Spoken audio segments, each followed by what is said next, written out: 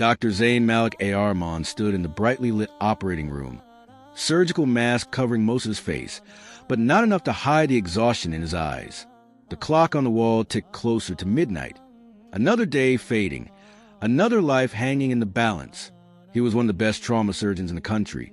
Skilled hands, quick decisions, calm nerves. But what most people never saw was the weight he carried inside, the weight of being the man who decided life or death every single day. Tonight was especially heavy. The patient on the table was a child, 10 years old, a car accident, lungs failing, bleeding unstoppable, heart rate dropping. A nurse shouted. Dr. Zayn clenched his jaw, clamp ready, suction, now! His hands moved like lightning, but his heart was trembling. He thought his own daughter, 8 years old, waiting for him at home. He whispered under his breath, Ya Allah, guide my hands. But the monitor screamed flatline, a long, merciless beep. No, no, no. He pressed the child's chest rhythmically. Come on, come on. Every push was a desperate prayer, but fate was sealed. The team fell silent. Nurse Layla wiped her eyes. Zayn removed his gloves, hands shaking, and stepped back. He whispered, Inna lillahi wa inna ilaihi raji'un. We belong to Allah, and to Him we return. He stared at the lifeless body, small, soft, innocent, his vision blurred with tears. Then, something impossible happened. A glow, soft and silver, rose from the child's chest. A shape, gentle, pure, emerged like a fluttering dove made of light. Zayn gasped. It was the boy, peaceful, smiling, looking at his own body. What? Zayn stepped backward. The soul child looked toward the ceiling, toward the heavens. A beam of light opened above him, and then he ascended. Gone. Zayn blinked, trembling. Doctor? Doctor? Nurse Layla grabbed his arm. Are you okay? He nodded quickly, masking shock with professionalism. I'm fine, just tired. But he wasn't fine. He wasn't tired. He was shaken, terrified, confused. He had just seen a soul. That night, Zayn could barely drive home. The road light smeared into blurry streaks. His fingers trembled on the steering wheel. What did I just witness? He whispered. He had always believed in Allah, prayed, fasted, but faith had always been unseen faith. Tonight, the unseen had become visible. At home, his daughter Miriam rushed to hug him. Daddy, you're home. He smiled weakly. His wife Hannah kissed his cheek, her eyes noticing his distress. You saw death again, didn't you? Zayn nodded. I saw more than that. He tucked Miriam into bed, kissed her forehead, and whispered, Ya Hafiz, protect her. Later, lying in bed, sleep refused to come. His mind replayed the moment of the soul rising into light. His heart whispered, Allah showed you something tonight. The next day at the hospital, Zayn tried to bury himself in work. He convinced himself it was stress-induced hallucination. He convinced himself it wasn't real. Until it happened again. A middle-aged man, heart attack, despite all efforts, flatline, then the same silver light, the same rising form, a calm expression, a heavenly ascension, and this time, Zayn saw angels, not human-shaped, but wings of light, silhouettes of brilliance, greeting the soul like honored guests. Zayn staggered. Doctor, sit down. The nurse cried. I'm okay, Zayn muttered. But he wasn't okay. He was seeing what others could not. That night, Zayn visited the masjid. He waited until most people left. Then he approached the imam. Sheikh, I need help. The imam listened patiently as Zayn recounted what he saw. When he finished, the imam asked softly, Did you ask Allah recently to show you the truth? To strengthen your iman? Zayn's eyes widened. Just last week, after burying a patient, he prayed with tears. Ya Allah, let me feel the truth of the unseen. The imam smiled knowingly. Allah answered your dua. Zayn's breath caught. But Sheikh, why me? I'm not a scholar. I'm not even the best Muslim. The imam placed a hand on his shoulder. Because you stand on the line between life and death every day. Allah chose your eyes to see what your heart already believes. Zayn exhaled in awe. But Sheikh, why don't I see the souls of everyone?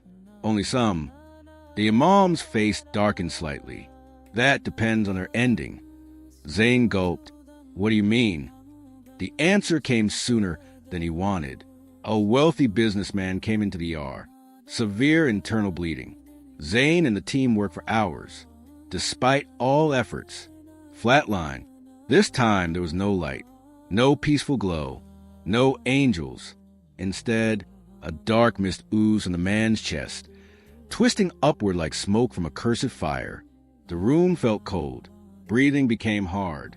And then, a shriek, not physical, not heard by the team, only by Zayn, a shriek of terror and rage and regret.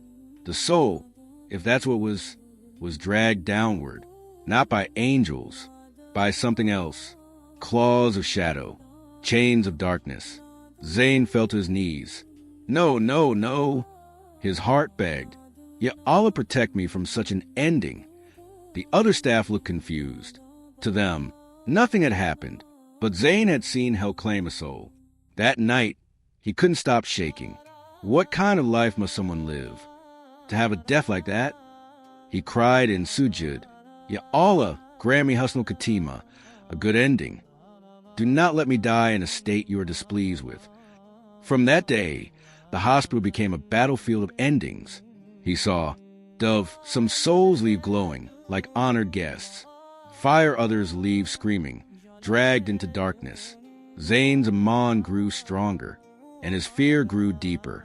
Every soul leaves in the state it lived. He started treating patients not just medically, but spiritually. Brother, repeat after me. La ilaha illallah. Sister, is there anyone you need to forgive? Do you have good deeds you left behind? Remember Allah, He is merciful. Some listened and smiled through tears. Others cursed him, and Zayn later saw how their souls were taken.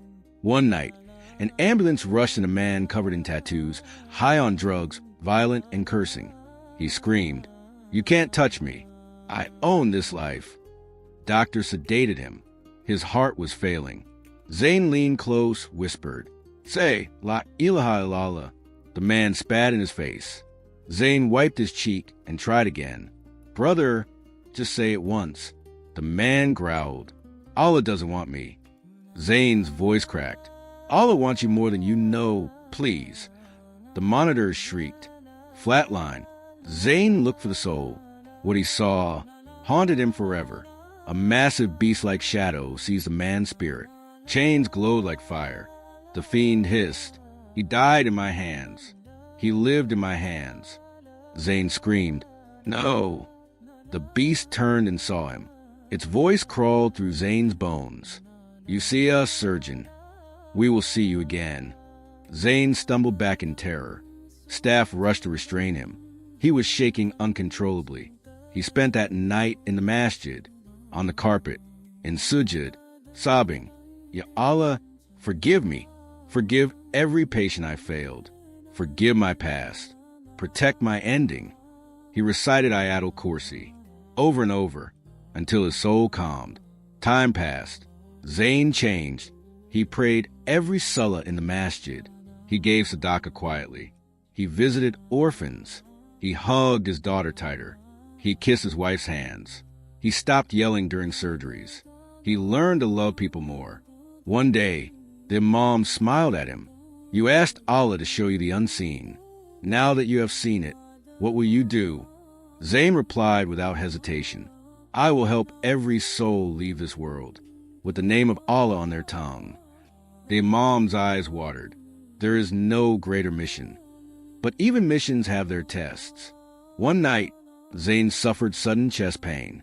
Severe, crushing. He collapsed. Doctors rushed to him. Layla cried. Hannah arrived sobbing. Miriam screamed, Daddy, stay with me? He was fading. Zayn smiled through pain. My love, don't cry. I am going home. The Imam arrived, held his hand. Say it, my brother. Zayn whispered, La ilaha illallah. He saw the room fill with light, warmth, Angels, they greeted him with a joy he had only dreamed of. His soul rose gently, peaceful, smiling. A voice like mercy itself echoed, "O peaceful soul, return to your Lord, well pleased and pleasing." As Sakinah, divine tranquility, filled the air, Zayn saw the beast of darkness at a distance, but chained, powerless. Because Allah chose a beautiful ending for him, he turned one last time, saw his daughter crying, kissed her forehead spiritually, and ascended into the light he once witnessed in others. His grave was visited by countless people. He became known as the surgeon of souls, the man who saw the unseen, the man Allah honored with a sign and a beautiful departure. And every time a patient whispered Shahida, because of him, his rewards continued. Even as he slept in the earth, his scale kept rising, because a righteous ending is not earned in one moment. It is gifted by Allah after a lifetime of returning to him.